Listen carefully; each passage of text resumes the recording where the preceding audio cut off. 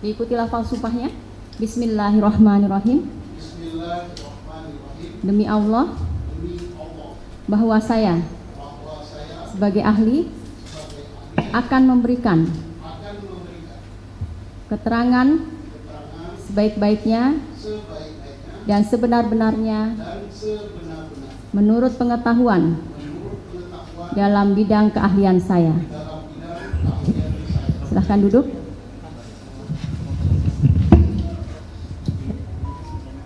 Jadi saudara dihadirkan oleh kuasa dari pemohon.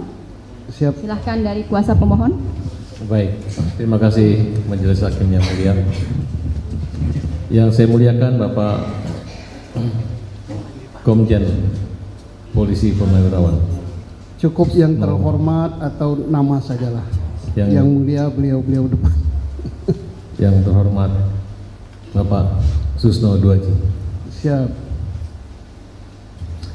Dari kurikulum PT Bapak punya pengalaman kurang lebih 35 tahun sebagai Polri, anggota Polri. Siap. Di antaranya pernah menjadi penyidik, Kapolres, Kapolda, terakhir jabatan sebagai Kabar Eskrim ya Pak. Siap.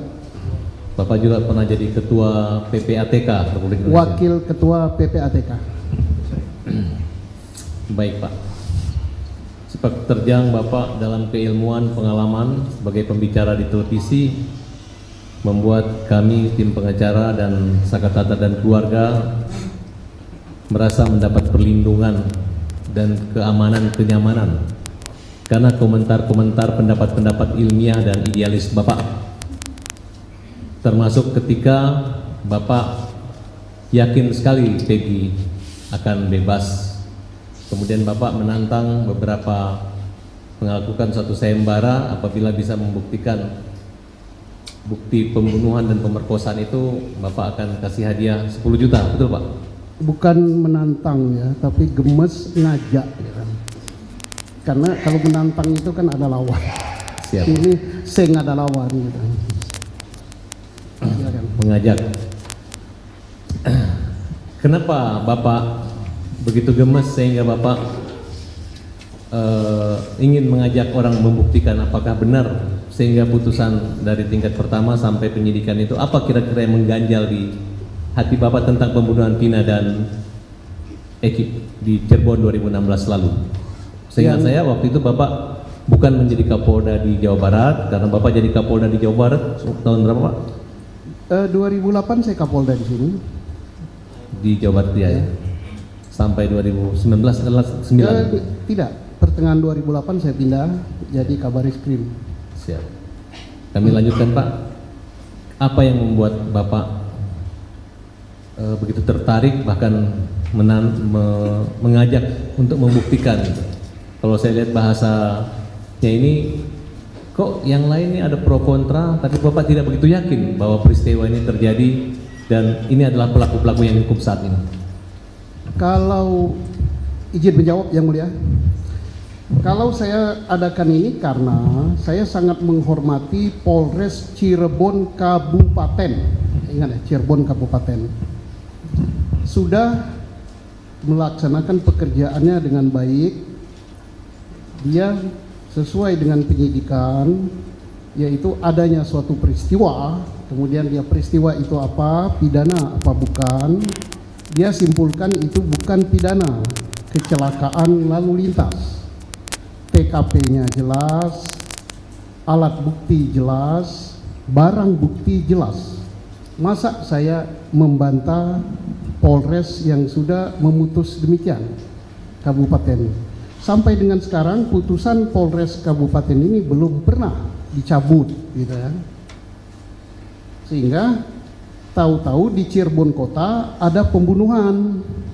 Maka saya bertanya, pertama yang harus kita ketahui adalah sebelum bertanya ada peristiwanya apa tidak, saya tanya lucus delicti dan tempus delictinya. Mereka sudah tentukan tempus delictinya 27 Agustus 2016. Sekarang baru locus delictinya, tempatnya di mana?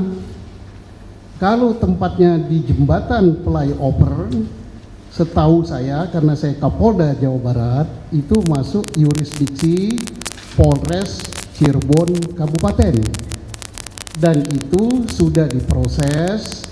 Mereka tentukan kecelakaan lalu lintas dan tidak berat-berat amat gitu untuk menentukan peristiwa itu kecelakaan lalu lintas.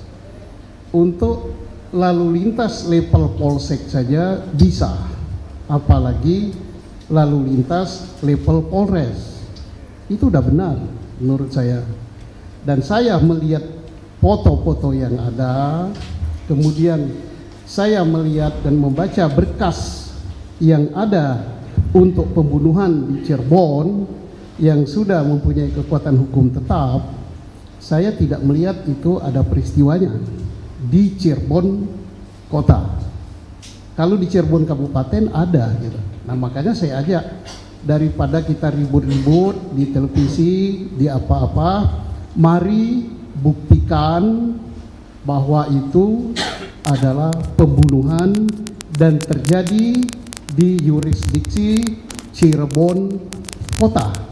Saya beri hadiah 10 juta tunai dari uang hasil saya jual kopi ditambah uang pensiun halal itu. Ya.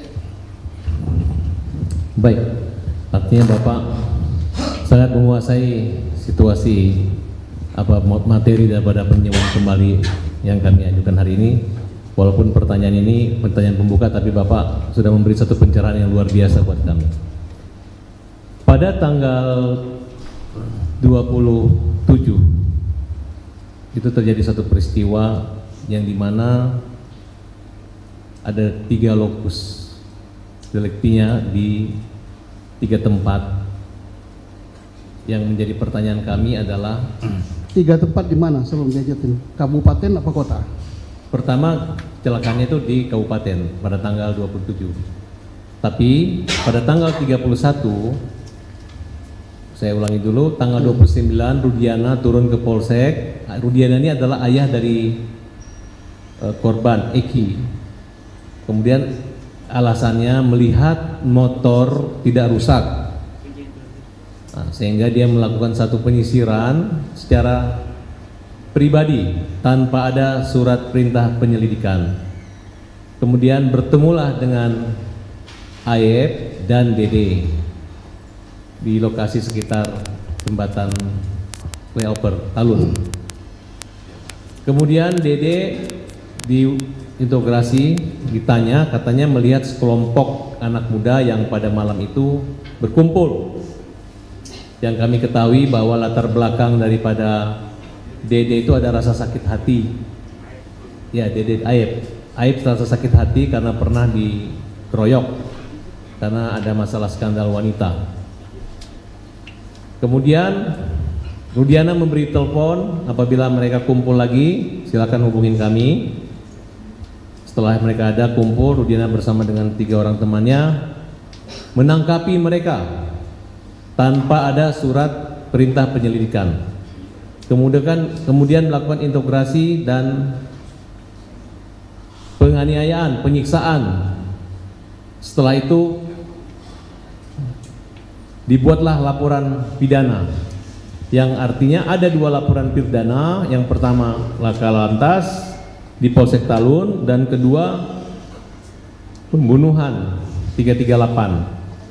Yang dimana salah satu yang ditangkap adalah Saka Tatal yang di samping kiri kami ini, Pak Susno. Apakah tindakan Rudiana melakukan penangkapan, membuat laporan polisi, kemudian melakukan penyiksaan sudah memenuhi standar operasional daripada Polri sesuai ketentuan yang berlaku saat itu ataupun saat ini? Mohon saudara ahli menjelaskan. Saya kira kemarin ya penasihat hukum sudah ada putusan dari Pengadilan Negeri Bandung ya, untuk perbuatan upaya paksa, penangkapan, penahanan, penyitaan, dan ditambah lagi kita berpegang pada hukum acara kita. Saya kira tak perlu saya jelaskan lagi, itu hal yang sangat-sangat simpel ya. Tidak semua polisi atau Polri berwenang menangkap. Tidak semua anggota reserse berwenang menangkap. Yang berwenang menangkap adalah anggota reserse yang diberi surat perintah, terkecuali tertangkap tangan.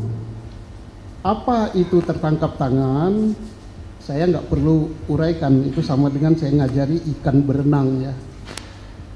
Penasihat hukum lebih tahu itu apa tertangkap tangan. Saya kira itu aja jawaban saya. Salah apa benar? Ya saya tidak menilai itu ya, silakan dinilai sendiri. Apakah peristiwanya tertangkap tangan apa tidak? Apakah dia anggota reserse yang diberi surat perintah apa tidak? Saya belum pernah menanyakan itu. Jadi standarnya bukan saya yang menentukan, hukum yang menentukan. Ya. Baik, kami lanjutkan. Terkait dengan berubahnya laporan peristiwa laku lantas ke peristiwa pidana, apakah itu dibolehkan untuk mendapat dua laporan yang walaupun pada akhirnya berubah dari lalu lintas menjadi peristiwa pembunuhan dan pemerkosaan? Ya ini kan peristiwa, kalau yang di jembatan flyover itu sudah jelas diputuskan oleh Polres Kabupaten Cirebon sampai detik ini kecelakaan lalu lintas tunggal. Nah kalau ada pembunuhan, kalau korbannya sama, yang ini kecelakaan lalu lintas tunggal sudah selesai, yang ini ada pembunuhan tunggal, ada pembunuhan dan perkosaan tadi, korbannya sama, ya maka saya kembalikan. Apa bisa korbannya sama, peristiwanya berbeda, lukusnya berbeda?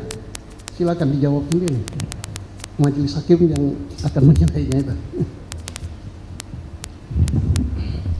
Apabila terjadi suatu pemeriksaan yang mengejar pengakuan dengan cara-cara penyiksaan, dengan cara-cara kekerasan, intimidasi, menurut pengalaman saudara saksi ahli, apa langkah-langkah hukum yang dapat dikenai tindakan terhadap oknum penyidik ataupun Polri tersebut? Kita sudah menjadi negara yang sangat menghormati HAM yang kita tuangkan dalam hukum acara kita sejak tahun 81 ya. Kemudian Indonesia telah meratifikasi konvensi anti penyiksaan. Kemudian di dalam peraturan Kapolri tentang pelanggaran tentang norma kode etik profesional Polri, hal itu tidak dibenarkan. Nggak boleh gitu. Sanksinya apa? Ya sesuai dengan tingkat pelanggarannya. Ada sanksinya turun pangkat, ada sanksinya tidak boleh mengikuti pendidikan.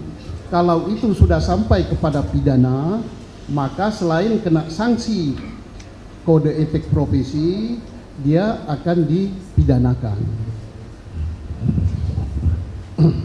Jika pada masa kepemimpinan saudara ahli terjadi hal-hal seperti ini, langkah apa yang pengalaman yang pernah dilakukan terhadap penyidik, dan apakah Polri itu pasif atau aktif?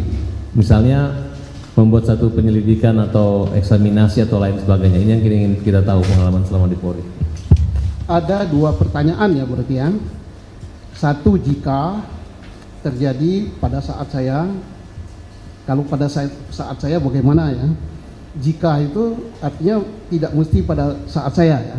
Kalau tidak mesti pada saat saya, itu kan sudah ada aturan-aturan yang mengatur tentang disiplin Polri. Ada aturan yang mengatur tentang kode etik Polri. Dan Polri juga berlaku hukum pidana sipil berlaku juga pada Polri.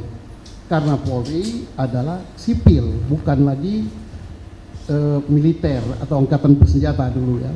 Jadi diberlakukan itu. Dan di era saya apakah tidak ada? Saya yakin ada gitu ya, tapi tidak terangkat ke permukaan karena Indonesia itu luas sekali dan tidak semua pelanggaran kode etik itu sampai ke Kabareskrim. Kenapa? Untuk pangkat tertentu dan pelanggaran tertentu itu bisa diselesaikan oleh level Kapolres atau level Kepala Direktorat. Nah, pelanggaran disiplin atau pelanggaran kode etik yang terjadi di Bareskrim, di Mabes Polri, itu baru Kabareskrim campur tangan. Saya tidak berani mengatakan bahwa se-Indonesia nggak ada, tidak berani. Sifatnya kasuistis gitu Pak. Kasus per kasus atau secara general atau per tingkat, per level ya maksudnya. Iya, itulah cara menyelesaikan pelanggaran kode etik. Ya, kalau misalnya terjadi di Polres dan pelanggarannya tidak terlalu berat, kan ada pelanggaran kode etik biasa, sedang, berat, mana yang harus sampai pemecatan. Kalau sampai pemecatan maka itu sampai ke Kapolri. Baik, kalau seandainya kasus ini terjadi di zaman Bapak, ada 2 kasus. Kami dari pihak pemohon peninjauan kembali ingin minta dihadirkan saksi polisi yang mengolah TKP.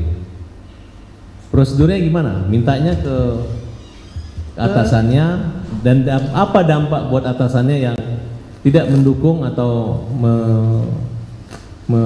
menghadirkan atau hadir di pengadilan untuk menyerahkan bukti awal yang memang hanya dimiliki oleh polisi. Jadi berapa? 3 pertanyaan itu ya. 1, mintanya kepada siapa? Kepada siapa? Sesuai dengan dia itu anggota mana? Misalnya Polres Kota Cirebon. Kalau Polres Kota Cirebon bisa diminta kepada Kapolresta Cirebon dengan CC kepada Kapolda. Dan saya yakin Kapolresta Cirebon tidak akan langsung menyetujui sebelum dia lapor kepada Kapolda. Nah, itu prosedurnya. Apabila pihak polisi baik tingkat Polres maupun Polda tidak menyerahkan atau memenuhi permintaan kita dengan dasar belakang, dengan latar bahwa memiliki bukti, apa sanksi buat polisi? Sesuai dengan urgensinya, urgensi daripada permintaan itu. Karena apa? Saya yakin bahwa Kapolres, Kapolda, apalagi sampai Kapolri, ini tadi permintaan dari PH ya. Mereka tahu bahwa berdasarkan undang-undang advokat, penasehat hukum itu atau advokat adalah penegak hukum yang punya kedudukan sama dan permintaannya harus dipenuhi. Tetapi apakah dipenuhi apa tidak, yang berwenang menilai itu kan mereka yang diminta. Urgennya bagaimana gitu. Baik, saudara saksi. Dalam permohonan PK kami salah satunya adalah menyatakan bahwa penyidik, jaksa maupun hakim lebih mengejar pengakuan tersangka, pengakuan saja tanpa didasari bukti-bukti yang kuat. Dalam istilah Polri-nya scientific crime investigation. Nah, menurut saudara ahli, seperti apa kira-kira yang pantas untuk memenuhi hasil yang sempurna? Seperti kita ketahui bahwa Kapolri mengatakan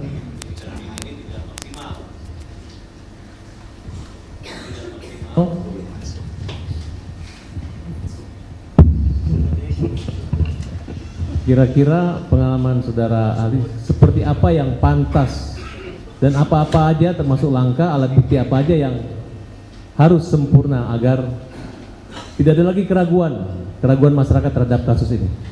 Baik, saya tidak akan menjawab spesifik perkara ini ya, karena saya menjawab general.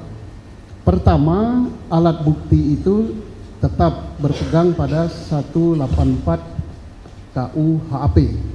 Itulah standar alat bukti kita. Dan 184 itu antara satu sama lain harus bersesuaian. Kemudian tadi terkait mengejar keterangan ya. Pertama, keterangan saksi itu tidaklah berdiri sendiri. 1000 saksi pun tidak didukung alat bukti lain, maka dia lemah sekali. Contohnya, kita di ruangan ini kompak bahwa menyatakan tidak ada layar televisi di belakang. Mungkin jumlah kita ini 300-an ya. Tetapi faktanya ada. Berarti kita 300 ini bisa kompak di dalam kebohongan. Tetapi manakala ada alat bukti pendukung, misalnya apalagi alat bukti pendukung itu scientific ya, ada rekaman video atau ada foto, walaupun kita kompak mengatakan tidak ada layar televisi, tapi faktanya ada.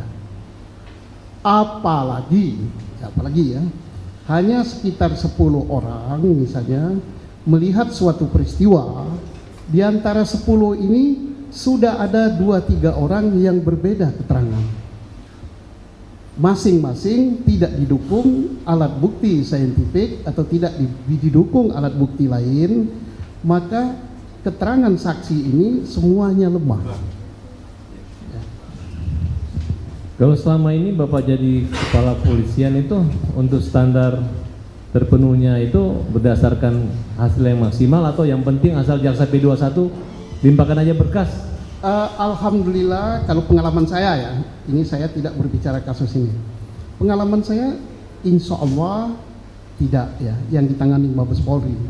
Silakan ditanya bagaimana kita menangani kasus besar Senturi, bagaimana kita menangani kasus besar bom CB Marriott, bagaimana kita menangani kasus-kasus teroris yang bertaraf internasional. Semua kita lengkapi dengan alat bukti saintifik. Hubungan antara Polri dengan kejaksaan, alhamdulillah baik. Hubungan pribadi baik, hubungan kedinasan baik, tapi tidak menyampingkan bahwa karena baiknya hubungan itu, kita akan mengiyakan. Tidak berkali-kali, kadang-kadang kesel juga gitu. Dikembalikan. Tapi itulah yang namanya kontrol yang dibuat oleh hukum acara pidana kita. Apa sanksi moral ataupun sanksi hukuman bagi penyidik yang tidak memenuhi prosedur tersebut sehingga yang berdampak dengan nama baik, mungkin ketidakprofesionalan Polri, baik secara pengalaman Bapak sebagai pimpinan maupun Polri pada umumnya? Sanksinya kalau tidak memenuhi alat bukti ya pasti ditolak oleh beliau-beliau ini, ditolak gitu. Nah, sanksi kalau ternyata kemudian hari, kalau ini jika ya, andai terjadi kong kali kong antara penyidik, penuntut, ya mungkin sampai ke hakim, ini kita berandai-andai, jangan dikatakan saya nuduh. Ya jelas masing-masing institusi akan memberikan sanksi ya. Polri dia punya kode etik dan punya propam, kejaksaan pun saya yakin ketat sekali mereka, pengadilan pun demikian. Dan kita berharap memang harus diberi sanksi kalau kita mau menjadi negara hukum yang baik. Apakah hal ini terjadi? Ya bisa saja, wong manusia. Ini andai ya. Saya tidak menukik pada satu kasus. Saya cukup sementara. Dilanjut yang mulia. Saudara Ali, Kapolri dalam sambutan pada acara penutupan wisuda Sekolah Tinggi Ilmu Kepolisian Kamis 20 Juni 2024 yang dibacakan Wakapolri menyatakan bahwa perkara pidana pembuktian awal tidak didukung oleh Scientific Crime Investigation. Apa arti dari Scientific Investigation, penyelidikan dan penyidikan? Ya. Scientific Crime Investigation itu adalah bukti pendukung yang tidak bisa terbantahkan. Contohnya apa? Sidik jari. Karena sampai dengan sekarang hampir 6 miliar penduduk dunia tak ada yang sama. Yang kedua, DNA. Itu diakui oleh dunia, itu tak terbantahkan. Bahkan DNA dari kita ini bisa diketahui sampai dengan apakah ada darah Eropa, apakah darah Arab gitu kan. Yang ketiga, tangkapan dari CCTV. Kemudian berikutnya lagi hasil laborat, darah dan sebagainya. itu termasuk HP. HP itu dia akan membicarakan atau memberitahu di mana posisi seseorang pada waktu tertentu, jam tertentu. Karena HP itu punya email dan HP itu sinyalnya terhubung kepada sinyal BTS. BTS itu tiang yang tinggi-tinggi. Nah, itulah yang digunakan oleh Polri untuk nangkap seorang teroris. Bahkan gardu tempat kita ngambil uang itu ATM ya. ATM itu bisa digunakan saintifik. Tertangkapnya teroris besar zaman saya Bareskrim dulu karena dia sering menarik duit di ATM tertentu dan kita pantau dari rekeningnya bahwa rekening itu ditarik biasanya di ATM nomor sekian. Kita cocokkan dengan layar itu kan ada CCTV-nya. Oh, itu yang narik. Nah, jadi teknologi-teknologi inilah yang berbicara, termasuk kimia forensik, fisika forensik, itu sulit terbantahkan. Maka di Amerika atau negara-negara maju, yang pertama itu dicantumkan bukan keterangan saksi, tapi physical evidence. Ya, jadi itulah yang harus ditemui. Nah, terkait dengan pernyataan Kapolri, Kapolri adalah seorang pimpinan Polri. Dia berbicara berarti dia mewakili lembaga itu. Kapolri pertama jelas tidak sembarang bicara. Nah, persoalan berikut, apakah pembicaraan Kapolri itu karena tertuju kepada kasus Pina? Saya tidak menilai, tetapi silakan dari penasihat hukum, silakan Pak Jaksa, silakan hakim menilai berkasnya. Karena saya yakin kita hadir di ruangan ini tidak ada satupun yang punya niat untuk menghukum orang yang tidak bersalah. Benar kan? Termasuk penonton di situ. Tidak ada satupun kita di sini yang berniat untuk membebaskan orang yang bersalah. Sama saja niat kita, tapi mungkin sudut pandangnya yang berbeda. Ya, silakan dinilai berkas itu. Apakah di berkas satu, ada 3 berkas ya kalau saya, apakah ada bukti saintifik itu? Apakah ada sidik jarinya? Apakah ada tangkapan CCTV?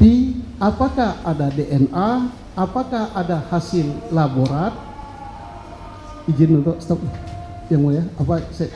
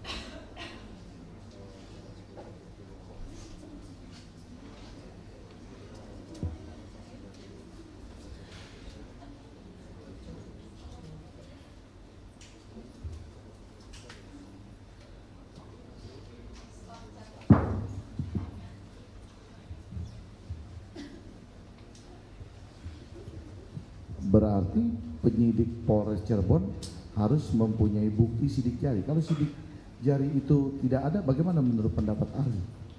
Tidak harus sidik jari ya. Tangkapan video juga bukti saintifik. Tidak ada itu bisa juga DNA. Karena kalau tidak salah di sini ada pasal tentang apa namanya perbuatan terhadap anak ya. Nah di situ ditemukan sperma misalnya. Dari situ kan bisa dicek sperma itu apakah sperma satu orang, apakah sperma 13 orang ya, tersangka 13 laki-laki ada berapa di situ? 13 tersangka tambah 1 korban 14 ya. Apakah sperma itu sperma 14 orang? Nah, jadi artinya bisa dilihat dari situ juga. Tidak dari situ bisa juga dilihat dari HP. Tidak dari HP bisa dari foto. Foto itu belum tentu dari HP dia kan. Bisa juga dilihat dari video. Video belum tentu dari HP. Nah, dari sana sudah hal-hal itu adalah saintifik. Bisa juga dilihat dari kimia forensik atau fisika forensik. Kalau peluru kita menggunakan fisika forensik. Baletnya itu dilihat ulirnya berasal dari senjata yang mana. Nah, jadi banyak sekali sebenarnya forensik-forensik yang bisa untuk membuktikan suatu peristiwa. Nah, pertanyaan tadi menohok langsung pada kasus ini. Saya tidak akan menilai, tapi silakan dicek sendiri apakah di dalam berkas itu ada yang terkait dengan forensik-forensik tadi.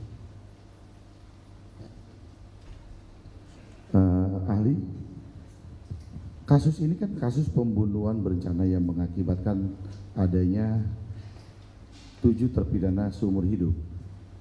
Apa urgensinya penyidik dari pagi-pagi hari atas Dede dan Aib telah dilakukan BAP sumpah? Apa menurut pendapat? Baik. Sehingga nggak datang ke pengadilan begitu. Baik, saya tidak akan langsung menohok kepada kasus ini ya. Kalau kasus ini saya nanti tidak netral ya. Jadi setiap kasus apa pentingnya tadi terkait dengan masalah forensik tadi? Ya karena apa hasil kerja Polri itu tidak ubahnya hasil kerja juru masak.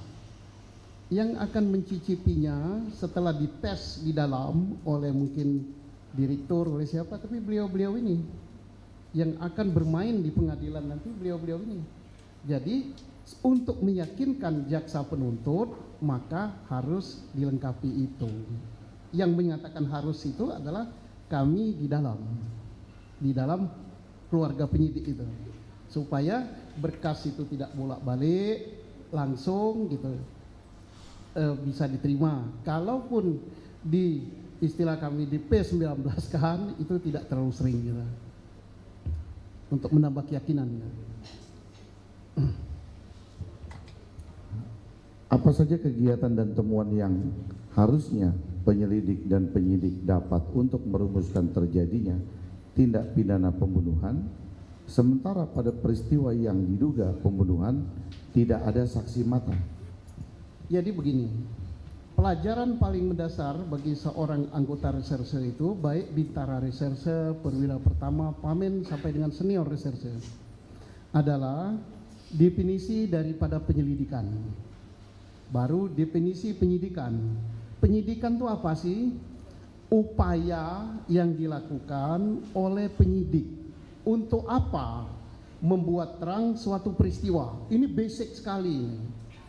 Peristiwanya apa? Kalau peristiwa ini adalah terjadinya ditemukan 1 orang meninggal ya.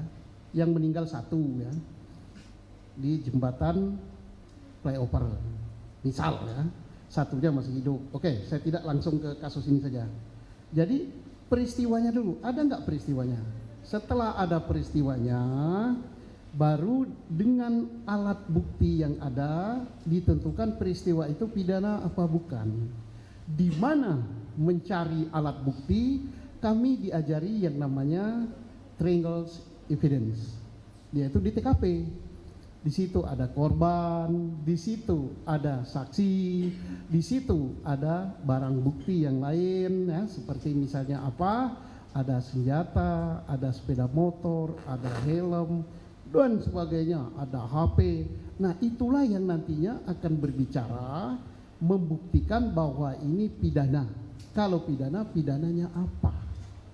Jadi tidak bisa langsung ditentukan ada peristiwa, misalnya peristiwanya ada penganiayaan atau ada penusukan, baru dicari TKP-nya, baru dicari alat buktinya. Itu tidak bisa. Kita akan kesulitan sendiri nantinya. Ya. Baik, terima kasih. Ahli, kita lanjutkan. Langkah awal apa yang harus dilakukan oleh penyidik reskrim berkaitan dengan diketemukannya korban tindak pidana pembunuhan di lokasi korban pembunuhan tersebut diketemukan? Menurut bagaimana? Tidak mungkin peristiwa itu akan disebut pembunuhan, ya. Karena untuk menyatakan pembunuhan harus tahu dulu peristiwanya. Polisi tidak mungkin dia akan katakan kecuali tertangkap tangan, ya. Ditemukan misalnya jenazah entah 2 entah 3 di suatu tempat, kemudian polisi tadi atau penyidik tadi akan mencari alat bukti di sekitar TKP. Apa alat bukti? Siapa saksi yang mengetahui? Kemudian saya katakan tadi ada enggak HP di situ, ada darah di situ, ada senjata di situ, segala macam. Kemudian setelah pulang ke kantor itu diolah. CCTV memberikan tangkapan layar apa. Kemudian dari barang bukti di situ menghasilkan sidik jari apa tidak. Nanti sidik jari itu akan dicocokkan dengan sidik jari lain. Baru dia tentukan setelah gelar perkara, oh ini pembunuhan. Baru dicari siapa pelakunya. Siapa pelakunya itu bukan ditangkap orang baru dicocokkan alat bukti, tapi dengan alat bukti itu kita bisa tahu oh pelakunya ini. Sehingga kalaupun ada gugatan pra peradilan dan sebagainya ya tidak masalah karena sudah ditemukan alat-alat bukti yang mendukung bahwa dialah pelakunya. Dan ini amanat daripada UHAP kita yang mendefinisikan penyidikan adalah upaya membuat terang suatu peristiwa pidana apa bukan dengan alat bukti yang ada untuk menentukan siapa pelakunya. Jadi siapanya itu paling belakang kecuali tertangkap tangan.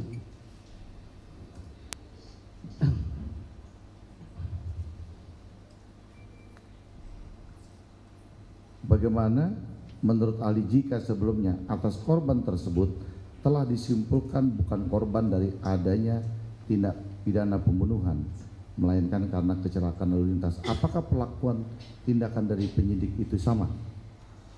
Lah, suatu peristiwa dikatakan kecelakaan lalu lintas tentunya tidak begitu saja, ya.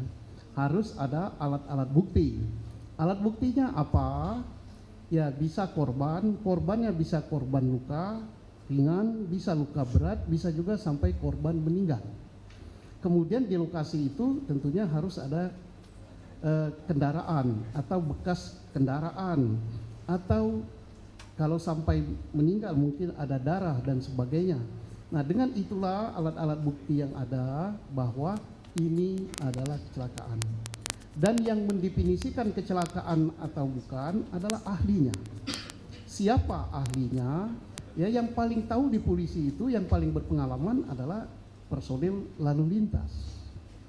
Kemudian lalu lintas tentunya tidak bekerja dengan sendirinya. Dia meminta pisem. Kemudian dia bisa juga meminta yang namanya fisika evidence gitu, dengan atau metallurgy evidence. Misalnya sepeda motor tergores sekian banyak dan sebagainya gitu. Nah, ini dia bisa menentukan, oh ini kecelakaan lalu lintas. Oh ini bukan pembunuhan dan sebagainya. Jadi itu harus dilakukan. Nah, sekarang kalau bukan kecelakaan lalu lintas bisa saja misalnya ada peristiwa lain. Tapi untuk menentukan peristiwa lain tidak bisa ujuk-ujuk, sama saja prosesnya, baik kecelakaan lalu lintas maupun pembunuhan harus didukung oleh alat bukti.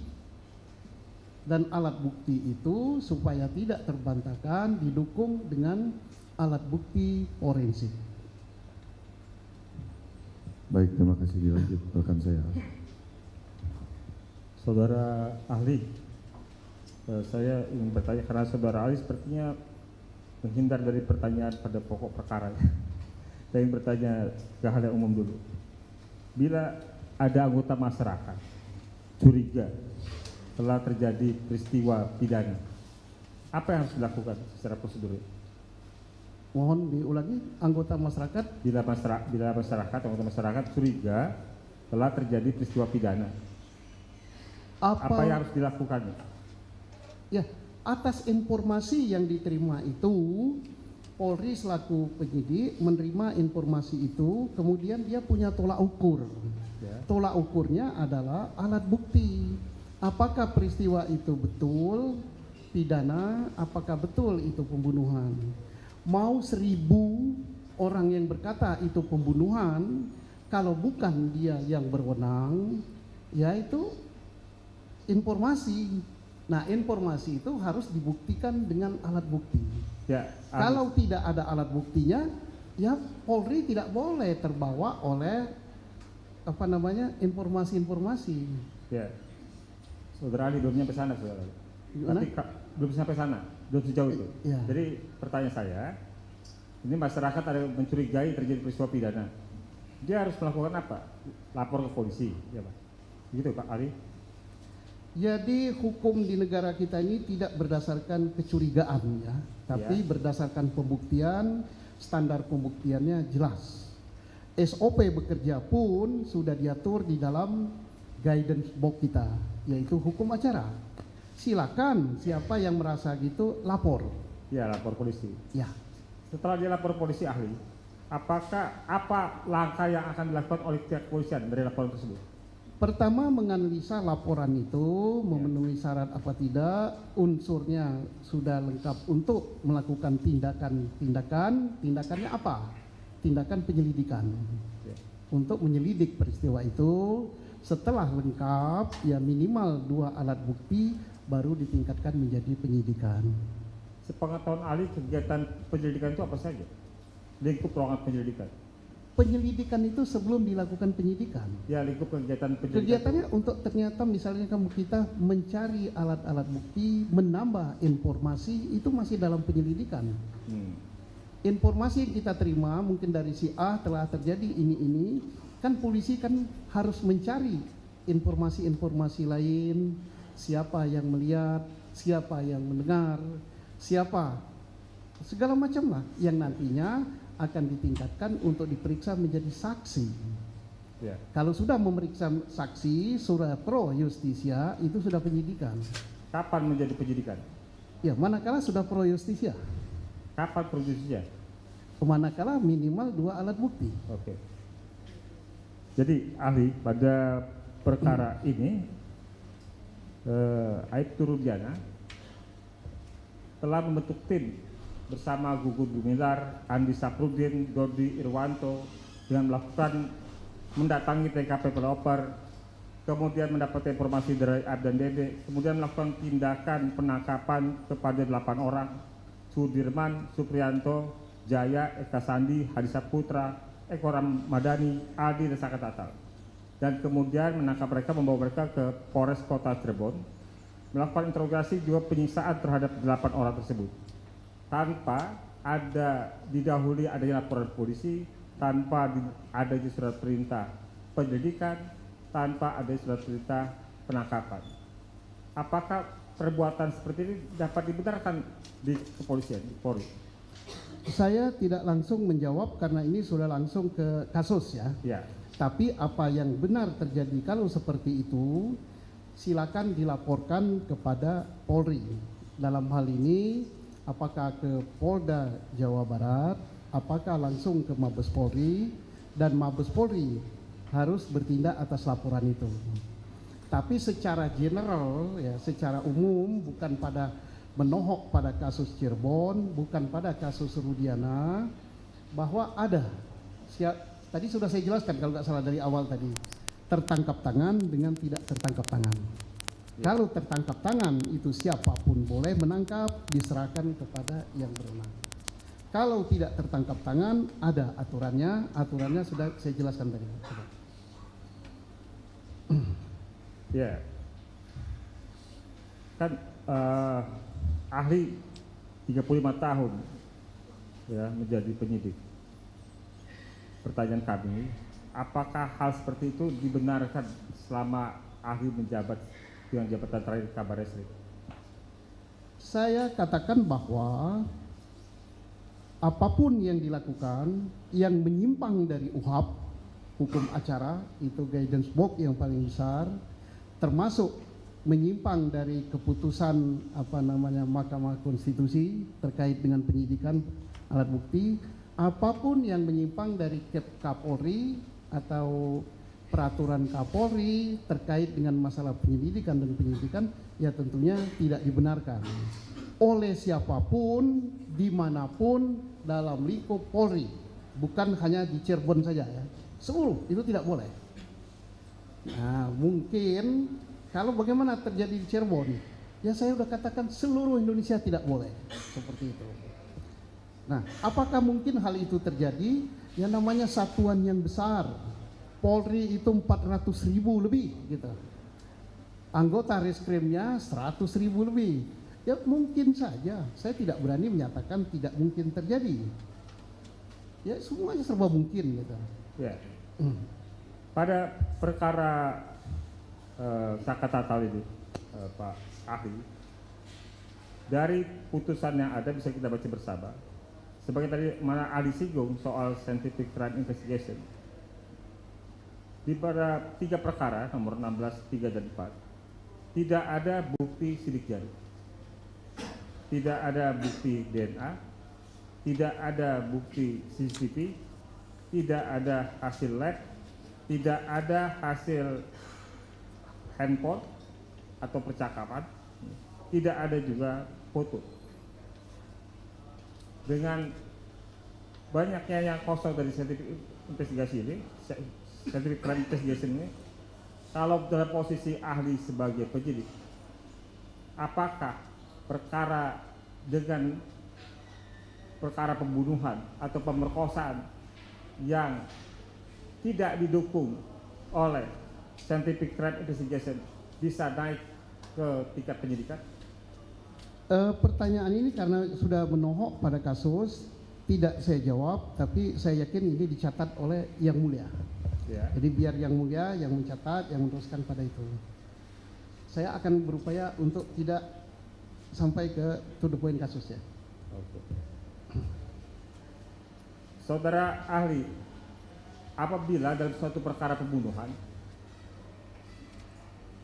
ada dilakukan oleh lebih dari 1 orang, ya, dilakukan oleh 10 orang, kita nggak sempurnakan sebagaimana kasus 10 orang, sementara ada 3 lainnya berstatus DPO.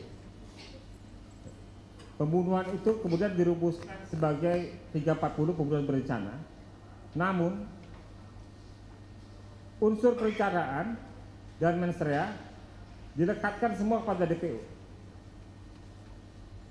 Ketika 7 tersangka diperiksa sehingga sampai dengan proses kasasi itu terbukti bersalah. Kemudian hari kepolisian menyatakan 3 DPO itu fiktif, sementara unsur perencanaan 340-nya ada pada 3 DPO termasuk mens rea dan motif.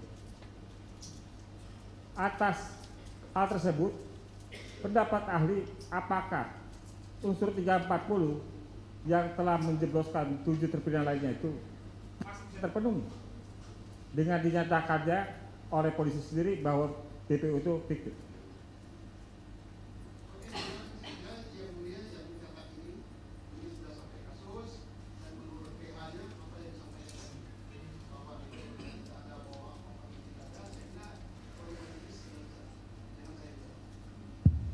Kan tidak langsung kepada kasus ya, ahli.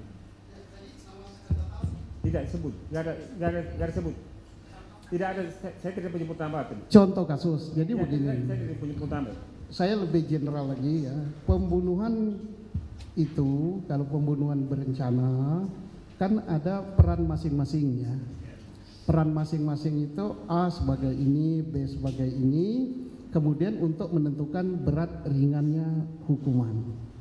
Nah sekarang kalau pelaku utama justru otak daripada pelaku itu justru tidak ada atau fiktif, Nah, yang lainnya bagaimana gitu kan? Yang utama saja fiktif, yang merencanakan yang fiktif gitu. Ya ini pelaku lainnya yang fiktif juga gitu. Tapi bukan kasus ini ya.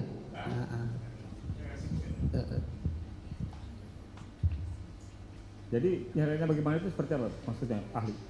Bisa dijelaskan nggak? Iya, pelaku utamanya nggak ada, yang berperan membunuhnya nggak ada, yang berperan merencanakan nggak ada. Ya. Ya, pelaku lainnya ya nggak ada juga gitu kan. Ya. Ya. Saya tambahkan lagi. Apabila di suatu kasus itu yang sudah dinyatakan terbukti dengan keterangan saksi-saksi sudah dihadirkan dalam persidangan yang memberatkan para tersangka sehingga mereka menjadi terpidana. Kemudian para saksi diantaranya itu mencabut keterangannya dan menyampaikan keterangan yang dulu diberikan ketika di persidangan yang membuat para pelaku dipidana adalah keterangan palsu. Apakah dengan hal ini peristiwa yang dinyatakan sebagai peristiwa pidana itu masih dapat dipertanggungjawabkan atau mempunyai nilai akuntabilitas di konteks penyelidikan dan termasuk proses peradilan? Hukum acara kita Ya. telah memberikan suatu jalan ya, satu gate, gerbang. Kalau terjadi peristiwa seperti itu, bagi siapa yang merasa dirugikan, baik langsung atau melalui penasihat hukumnya, advokat dapat melakukan kalau dia sudah punya kekuatan hukum tetap, yaitu peninjauan kembali. Kalau belum sampai ke level itu kan ada pintu kasasi, ada pintu juga banding. Ya. Ya, jadi apa yang disampaikan tadi, nah itu menjadi pertimbangan oleh majelis untuk apakah keberatan daripada tersangka yang tadinya sudah menjadi terpidana pada level mana itu untuk dipertimbangkan. Nah, tergantung bukti-bukti yang diajukan serta dalil-dalil yang disampaikan. Ya. Oke, ahli, saya ingin tanya, saya tidak menyebut kasusnya ahli ya, Ya. supaya ahli tidak keberatan menjawab. Kalau pada suatu kasus, ya, pada suatu kasus pidana, perkara pidana pembunuhan, saya tidak menyebutkan wilayah dan nama. Ya. Ya. Termasuk juga di dalamnya ada pemerkosaan, tetapi tidak didukung oleh bukti saintifik berupa sidik jari, berupa hasil lab, berupa DNA, berupa CCTV, ya, berupa hasil percakapan di handphone, dan tidak ada juga bukti foto kamera. Apakah perkara seperti itu bisa atau layak atau memenuhi syarat untuk kemudian dinyatakan lengkap P21? Kita nilai alat bukti yang lain kan, urutannya 184 itu paling atas keterangan saksi. Ya. Apakah keterangan saksi itu simetris, sama semua? Ya. Berarti dia tidak cacat. Setelah tidak cacat, apakah keterangan saksi ini didukung atau bersesuaian dengan alat bukti yang lain? Ya. Kalau tidak bersesuaian dengan alat bukti lain, apalagi satu sama lain sudah saling bertentangan, maka keterangan saksi itu lemah sekali. Ya. Oke, masih ada pintu berikut, yaitu keterangan ahli. Ya. Nah, keterangan ahli ini terkait dengan keahlian apa dia? Misalnya, dia ahli di bidang fisika forensik yang akan melihat bulat itu alur senjata. Dia menyatakan bahwa peluru ini berasal dari senjata ini. Maka itu bisa dengan keterangan ahli. Keterangan ahli tidak dicukup dengan itu, dengan dia ngomong saja, tapi harus didukung dengan keterangan yang lain, dengan surat. Apakah keterangan yang lain lagi dengan keterangan terdakwa? Tapi kalau keterangan terdakwa sudah tidak ada atau dia tidak mengakui, keterangan ahli tidak ada, surat tidak ada, yang ada hanya keterangan saksi. Keterangan saksi pun sudah tidak simetris, tidak didukung alat bukti yang lain, yaitu lemah namanya. Artinya tidak layak untuk jadi dinyatakan P21 lengkap? Layak apa tidaknya yang menilai beliau-beliau ini. Oh. Karena yang akan bermain di lapangan beliau yang akan menghadapi yang mulia. Beliau yakin apa tidak gitu. Terima kasih, ahli. Tambahan sedikit ahli. Sebagai mantan Kabar Reskrim, di situ kan ada berbagai unit, ada unit ini, direktorat ini dan sebagainya. Kita tahu bahwa kasus pembunuhan itu misalkan ditangani oleh Reskrim lalu di unit lain ketika ada kejadian, dia katakanlah unitnya narkoba, lalu dia membawa yang diduga adalah pelaku, diinterogasi, lalu dipukuli, disiksa, kemudian setelah disuruh mengaku, dia kemudian membuat LP. Apakah dibenarkan secara aturan kepolisian menurut ahli mantan Kabar Reskrim? Tadi sudah saya jelaskan bahwa tidak semua polisi berwenang menangkap. Tadi sudah saya ceritakan bahwa untuk melakukan suatu perbuatan itu sudah ada aturannya, guidance booknya, mulai dari hukum acara sampai dengan peraturan Kapolri. Saya kira sudah tadi. Baik, cukup, terima kasih. Cukup Yang Mulia, silakan. Yang Mulia, selamat siang Pak. Selamat siang. Sore, terima kasih sudah hadir. Saya akan bertanya Pak terkait penyidikan ya Pak ya. Yang ingin saya tanyakan, yang menjadi penyidik ketika menerima pelaporan ya Pak ya, laporan dari masyarakat, Ya. yang menjadi acuan menerima laporan itu apakah boleh semua warga masyarakat ya, tanpa melihat apakah misalnya seperti saya misalnya sebagai jaksa, kemudian saya mengetahui ada suatu tindak pidana, saya melaporkan kepada polisi, tidak Pak ya? Nah, apakah diperbolehkan? Semua orang boleh melapor ya. Kalau mengadu tidak semua orang, karena delik aduan kan ada aturannya. Baik. Tapi kalau melapor itu siapapun Boleh melapor ya Pak ya? Iya. Baik. Kemudian ketika kita melakukan pelaporan, kita melaporkan suatu peristiwa kepada polisian, gitu kan? Apa saja persyaratan yang harus kita bawa? Apakah berikut alat bukti langsung kita bawa, gitu kan? Karena kan sepengetahuan saya, ketika kita melaporkan sesuatu itu di sana itu ada pasal apa yang dikenakan, kemudian siapa saja yang menjadi saksi, siapa pelapor, begitu kan Pak ya? Nah, persyaratan apa Pak yang harus dibawa untuk melengkapi pelaporan dari kami, misalnya pelaporan dari masyarakat misalnya? sesuai dengan kapasitas masyarakat. Kalau dia misalnya ada suatu kecelakaan atau ada suatu pembunuhan atau ada suatu penganiayaan, dia kan terbatas sekali alat bukti atau pengetahuannya kan. Dia hanya melaporkan, Pak, telah terjadi orang ditusuk di pasar. Nama yang menusuk saya tidak tahu, nama yang ditusuk saya tidak tahu, tapi kelihatannya tubuhnya tinggi, di tangan kanannya ada tato, nusuknya itu pakai belati, rambutnya keriting. Kalau polisi nanya, apa bukti yang Anda punya lain lagi? Ya itu aja Pak yang saya ketahui, tidak masalah. Tidak masalah. Artinya dengan alat bukti yang demikian itu bisa melapor, kemudian Iya. tadi Bapak ahli sampaikan bahwa setelah mendapat pelaporan itu kemudian dilakukan penyelidikan, Iya, dibuat tim, iya. penunjukan penyidik ya Pak? Iya, untuk tindak lanjut dilakukan penyelidikan. Betul setelah terjadi peristiwa itu, selain bapak atau ibu yang melapor tadi, ada lagi apa tidak yang melihat? Kemudian di tempat itu apa iya tercecer darah? Apa iya ada belati yang jatuh? Apa iya ada dompet yang tertinggal? Apa iya ada HP yang tertinggal? Nah, ini dikumpulkan. Jadi tidak perlu yang melapor itu harus lengkap, termasuk ada aturannya tidak perlu harus berpakaian lengkap. Baik. Bersandal jepit pun boleh. Terima kasih Bapak. Nah, terkait pelaporan tersebut ya, ketika kita melakukan pelaporan, artinya ketika masyarakat melakukan pelaporan, kan diminta pasal-pasal yang dilaporkan oleh kita itu apa, ya Pak ya, oleh masyarakat itu apa, ahli. Nah, apakah pasal-pasalnya itu berdasarkan penyelidikan dari penyidik, kemudian apakah bisa ada penambahan pasal atau pengembangan pasal?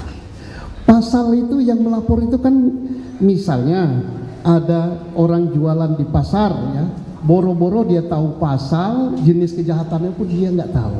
Baik. Jadi pasal itu tidak dimasukkan seketika itu. Baik. Yang penting dia melihat ada orang apa namanya tadi nempeleng orang atau ada orang nusuk orang. Apakah itu penganiayaan, apakah itu pembunuhan atau percobaan pembunuhan, ya hasil pengembangan dari polisi. Setelah itu pun masih bisa berkembang kan. Polisi kan koordinasi sama yang akan bermain di pengadilan dengan jaksa penuntut yang sudah ditunjuk. Benar nggak kami sudah menentukan pasal ini dengan ini, kan masih bisa berkembang. Baik, artinya kan dari hasil penyelidikan yang dilakukan oleh penyidik, kemudian bisa timbul pasal-pasal baru atau pasal-pasal lain. Iya. Nah, kemudian yang ingin saya tanyakan, prosedur untuk bahwa itu penyidik melakukan melakukan penyidikan di tingkat kepenyidikan, kan ada yang namanya SPDP. Iya. Kemudian selanjutnya dikirim kepada kami. Iya. Nah, yang saya ingin ketahui Pak, untuk menuju kepada SPDP yang dikirim kepada kejaksaan, nah prosedural untuk maju ke sana itu apakah dilalui gelar perkara? Jelas. Atau misalnya untuk menetapkan suatu tersangka itu apakah dilakukan gelar perkara? Mohon izin bisa menjelaskan. Harus. Karena penyidik ini kan pikiran satu orang. Kalau penyidik langsung melaporkan itu nanti kepala unitnya, kasatnya nggak kerja dia. Ya harus gelar perkara. Tapi gelarnya sampai pada level apa tergantung perkaranya. Oh, tergantung kepada Kalau perkaranya biasa-biasa mungkin cukup sampai di Polres itu mungkin kasat dipimpin oleh Wakapolres. Kalau dia sudah perkaranya besar sekali, mungkin dari Polda turun, Wasdik Polda turun, tergantung. Baik, terima kasih. Kemudian gini ahli, apa prosedur ketika di daerah, misalnya di suatu daerah ada suatu tindak pidana? Karena kami ada menangani beberapa perkara itu, ada pelimpahan dari Polres kepada Polda Jawa Barat.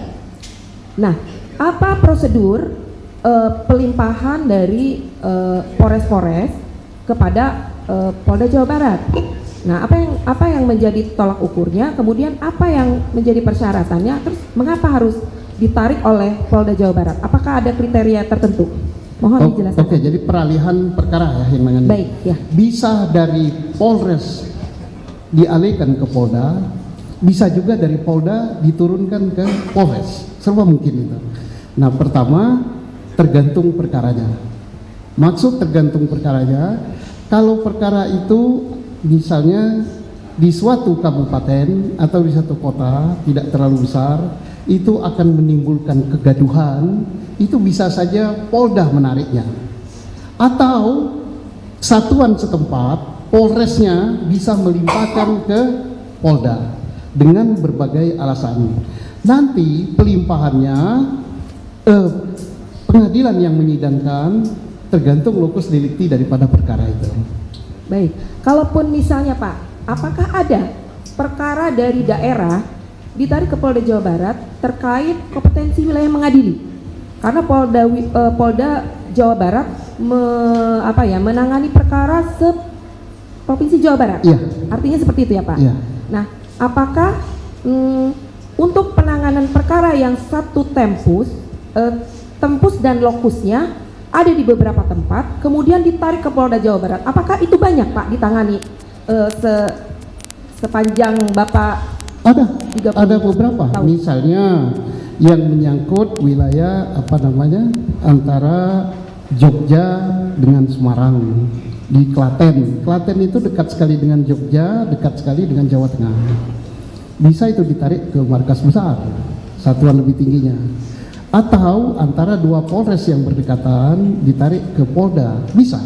Tetapi penyelesaian kasus itu kemana tergantung TKP-nya.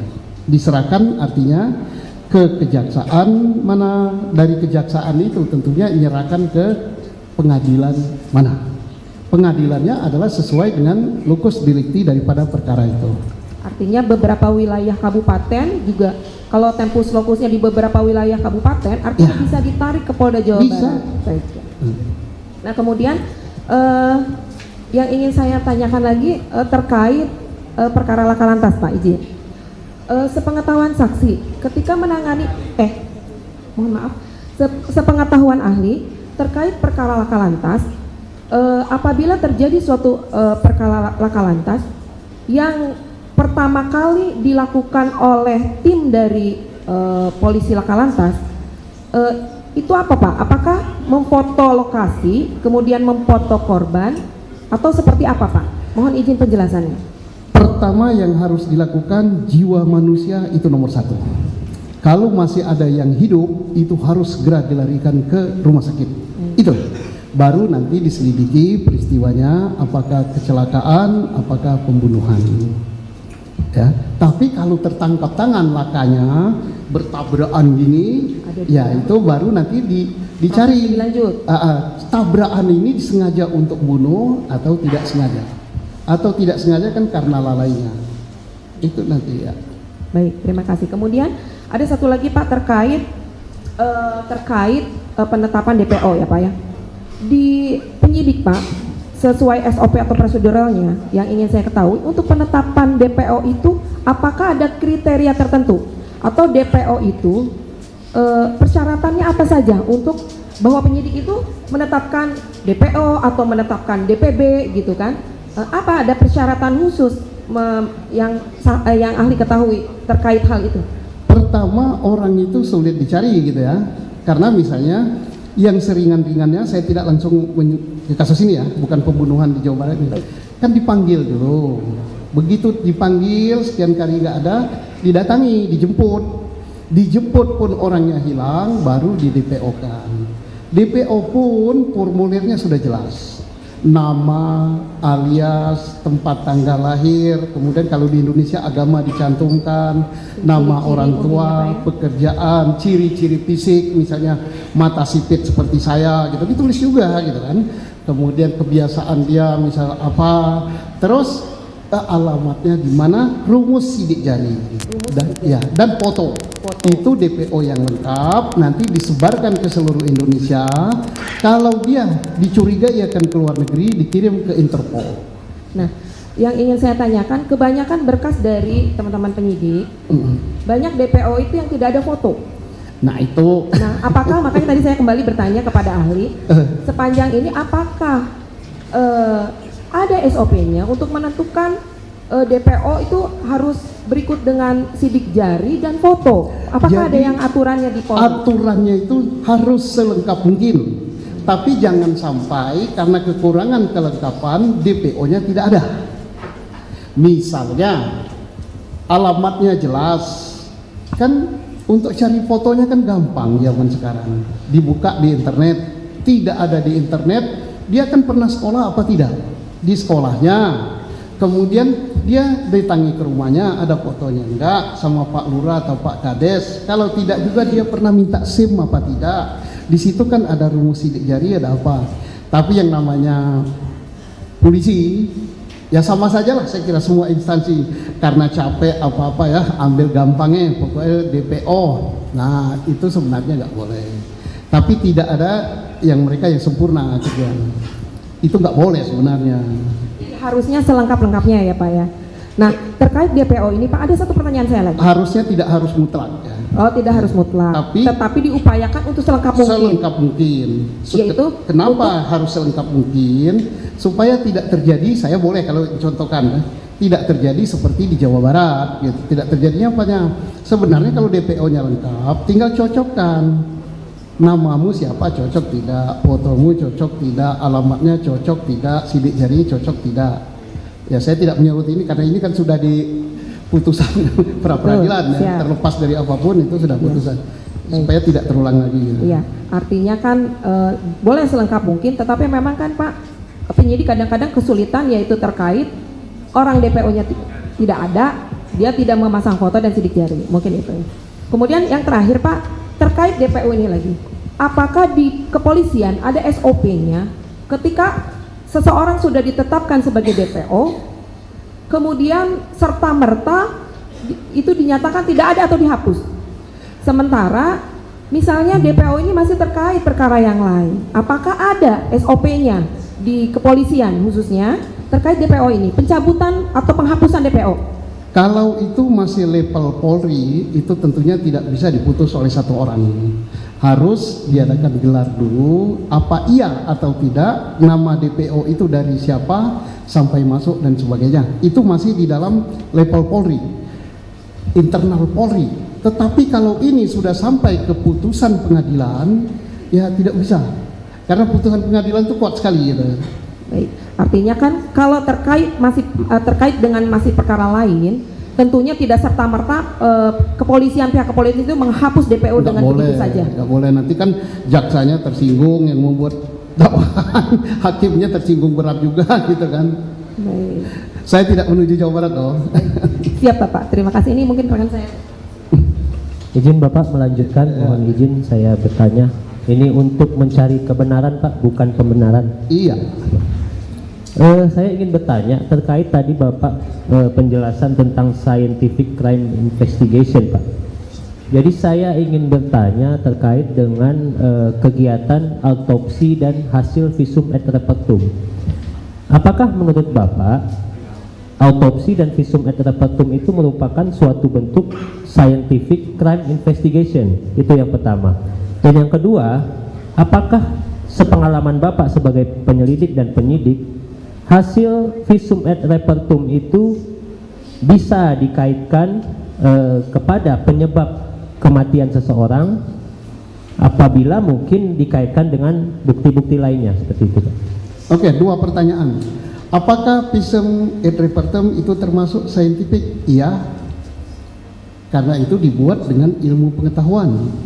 Persoalannya, apakah visum et repertum itu bersesuaian atau tidak dengan alat bukti yang lain? Kalau dia tidak bersesuaian, dia tidak bisa berdiri sendiri. Ya. Sudah, Pak? Tadi satu lagi tapi kedua pertanyaan. Nah, tadi saya tanyakan apakah kemudian sepengalaman Bapak hasil visum et repertum itu sering digunakan penyidik untuk menentukan suatu tindak pidana ataupun penyebab kematian seseorang? Dua pertanyaan ya. Dari yang belakang dulu, apakah penyebab kematian? Tergantung bunyi visum itu.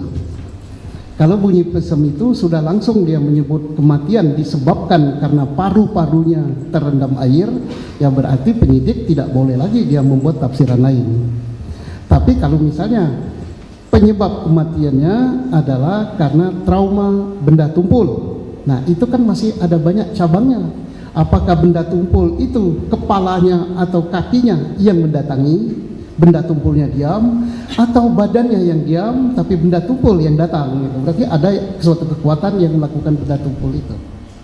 Berarti kemudian hasil visum itu dikaitkan dengan keterangan atau alat bukti lainnya, Iya. ya Pak? Iya. Kemudian, oh baik Pak. Nah kemudian menyangkut hal tadi, bagaimana kemudian ketika dalam suatu penyidikan penyidik menilai bahwa alat bukti yang disajikan itu sudah cukup, dan apakah kemudian ketika itu terjadi bahwa bukti penyidikan sudah cukup, apakah masih perlu dicari alat bukti lainnya sesuai dengan scientific crime investigation tadi? Penyidik tidak boleh mengatakan alat bukti sudah cukup ya. Yang bisa menentukan sudah cukup dan itu sudah memenuhi untuk pembuktian di pengadilan adalah jaksa penuntut umum. Tidak bisa penyidik. Maka jaksa penuntut umum bisa mengembalikan berkas itu untuk dilengkapi. Tidak bisanya apa? Tidak akan diterima kalau penyidik membuat tafsiran sendiri. Nah, kemudian tadi terkait dengan visum, apakah visum itu biasanya dimintakan oleh Polri kepada dokter atau bagaimana Pak secara otomatis? Visum itu apalagi visum luar dalam ya, itu dimintakan kan menurut hukum acara kita kan oleh penyidik kan, oleh penyidik. Jadi tidak bisa semua orang buat visum, tidak bisa.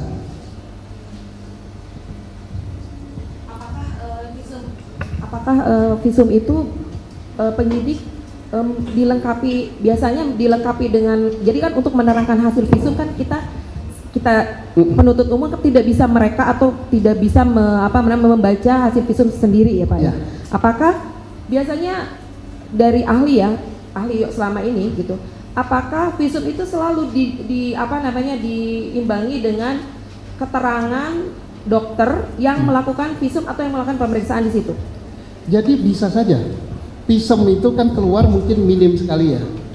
Penyidik tidak semua berlatar belakang kesehatan, tidak semua memaklumi itu, tidak salah. Dia panggil, yang Anda maksud dengan trauma benda tumpul itu apa? Dibuat berita acara sendiri, sehingga dia nanti menjadi keterangan ahli.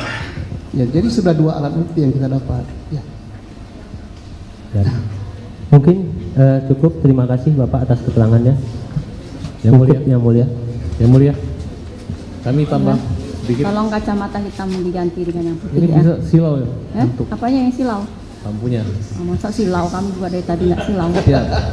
Maksudnya kalau pakai kacamata hitam kita nggak tahu apakah tidur atau tidak gitu loh. Siap. Penyimak atau tidak gitu. Begitu juga dengan pengunjung sidang ya yang pakai kacamata hitam, tolong dibuka. Nah, ya. Ya. Glukoma. Kenapa? Oh, glukoma. Boleh kalau glukoma. Apakah ini glukoma juga? Saya ngantuk aja kalau keterangan. Nah, kan benar kan? Saya bilang apa? Ya, Supaya nggak ngantuk saya pakai kacamata hitam. Yang mulia. kita Baik. semua kacamata hitam semua di sini kan? Baik. Silahkan lanjutkan. Lama nggak bertanya jadi saya ngantuk.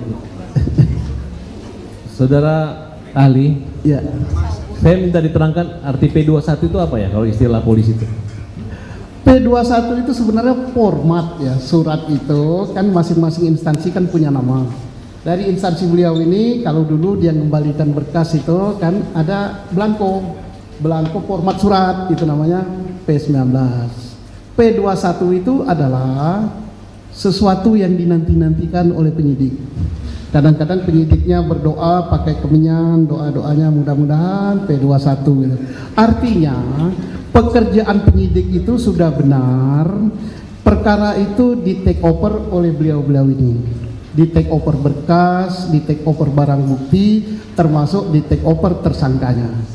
Itu surat yang dinanti-nantikan, sama dengan surat pacar dari jarak jauh gitu. Nah, biar nggak tegang. Artinya di sini sudah nampak jelas. Ketika sebuah perkara tindak pidana pembunuhan atau pemerkosaan, Ya. ketika belum P21 berarti dinyatakan belum lengkap. Ya. Dan jaksalah yang memberi petunjuk apakah ini termasuk perkara pembunuhan, pemerkosaan atau lalu lintas atau digabungkan.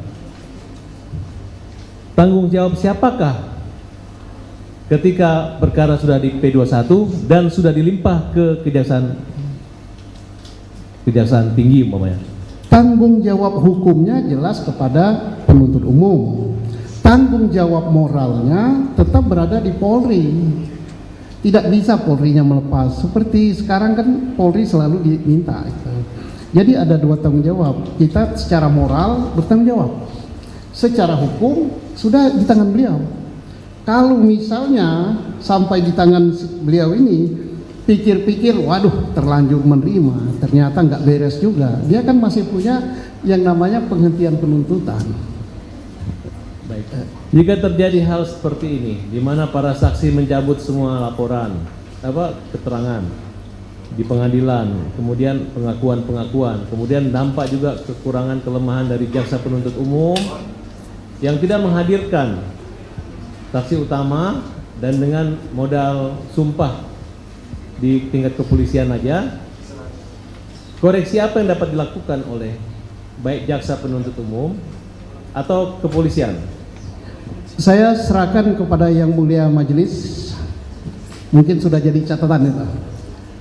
Ya kan itu kan ingin menyampaikan ada nggak upaya mungkin gelar kembali pertemuan antara jaksa dan Polda Jabar untuk mengkoreksi kembali kemungkinan di dalam jawaban ataupun secara yuridis ya perkara yang sudah dilimpahkan, yang sudah P21 sudah menjadi tanggung jawab beliau.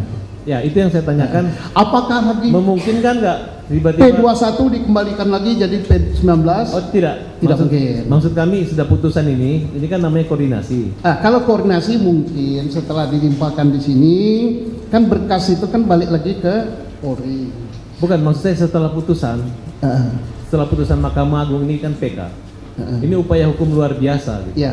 Karena tadi saudara ahli mengatakan P21 itu seperti surat cinta. Ya. Satu kebahagiaan yang luar biasa, ternyata segala bukti sudah terpenuhi, udah tanggung jawab jaksa. Jaksa yang bertanggung jawab gitu. Jaksa yang mengemas lagi di tingkat penuntutan, pembuatan dakwaan maupun penuntutan. Ya. Nah, adakah koreksi? Mungkin ya kalau saya lihat ya kemarin ini jaksa tetap menolak bukti novum kita, nggak ada sedikit pun menyadari bahwa ada kekurangan, kira-kira seperti itu. Saya tidak akan menilai itu ya. Nanti kalau saya menilai sudah level novum, ini beliau sudah nyatakan. Baik, pertanyaan terakhir. Yang menilai Mahkamah Agung nanti. Ya Ibu yang nyampaikan, yang mulia. Pertanyaan terakhir. Karena ini menyangkut perubahan tindak pidana dari kecelakaan lalu lintas di tingkat Polsek dan dirubah menjadi pasal 338 dan 340. Apakah ke depan perlu ditinjau kembali tentang penanganan perkara lalu lintas? Mungkin dikembalikan ke perhubungan atau tetap dilakukan polisi. Kenapa? Karena kalau susah kita mengkoreksi, kalau misalnya polisi dengan mudah lalu lintas pindah ke sana, siapa? Kalau misalnya itu kembali ke Departemen Hubungan, tiba-tiba terjadi kejanggalan, mungkin masih bisa disidik oleh polisi untuk tindak pidananya gitu. Kira-kira saran daripada ahli tentang hal ini. Saya kira ini tidak berpindah dari lalu lintas menjadi pembunuhan ya. Karena lalu lintas itu di Polres Cirebon tidak pernah Polres Cirebon merubah menjadi pembunuhan dan tidak pernah melimpahkan perkara lalu lintas ke Polres Kota. Tapi kalau di luar pengetahuan saya, misalnya ada pelimpahan, saya tidak tahu. Bentar, tapi tidak menohok situlah. Hari itu ada LP ya? Waktu lalu lintasnya ada kan? Nah itu yang disembunyikan LP lalu lintas. Maaf yang mulia, saya langsung berderot. Beda ya, 2 LP dengan pelimpahan beda.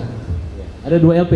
Ya, beda. Kalau pelimpahan itu artinya Polres Kabupaten membuat surat melimpahkan berkas kecelakaan lalu lintas kepada Polres Kota. Itu pelimpahan. Tapi kalau 2 LP ini lain. Yang di kabupaten berarti masih dia. Nah di sini juga ada di Polres Kota. Pengalaman saudara saksi ahli kan waktu zaman 2009-2010 itu kan ya. Ada wacana untuk menarik kembali penanganan kecelakaan lalu lintas itu di Departemen Perhubungan. Kalau sudah berbicara masalah politik hukum, saya kira tidak sampai sini. Kita serahkan saja pada rakyat Indonesia. Baik, Pak. Melalui DPR. Izin majelis, saudara ahli. Ya. Saya bicara ini nanti mana yang benar, barangkali saudara ahli bisa ini. Dalam persidangan 2016, anggota Polres Kabupaten atau anggota Polres Sumber diperlihatkan sket kecelakaan lalu lintas. Saat itu jawabannya sket itu bukan anggota Polres Sumber yang membuat, karena sket itu adanya di berkas pembunuhan dan pemerkosaan. Terhadap hal tersebut, apa menurut pendapat saudara ahli? Oke, saya tidak langsung menyuruti kepada kasus Cirebon flyover. Kalau ada berkas yang diduga dan itu diakui bukan dari suatu Polres masuk ke berkas Polres lain dan dia nyatakan itu bukan, berarti itu ada penyelundupan berkas ya. Berarti tegasnya Polres Kabupaten sebetulnya memiliki sket kecelakaan itu sendiri dan bukan sket yang tertuang di sini, karena diakui di 2016 sket itu bukan yang dia buat. Begitukah saudara ahli? Jangan ke kasusnya ya. Mungkin yang mulia sudah dengar. Barusan mau ngomong itu Bapak sudah ini sendiri, jadi nggak jadi sampaikan.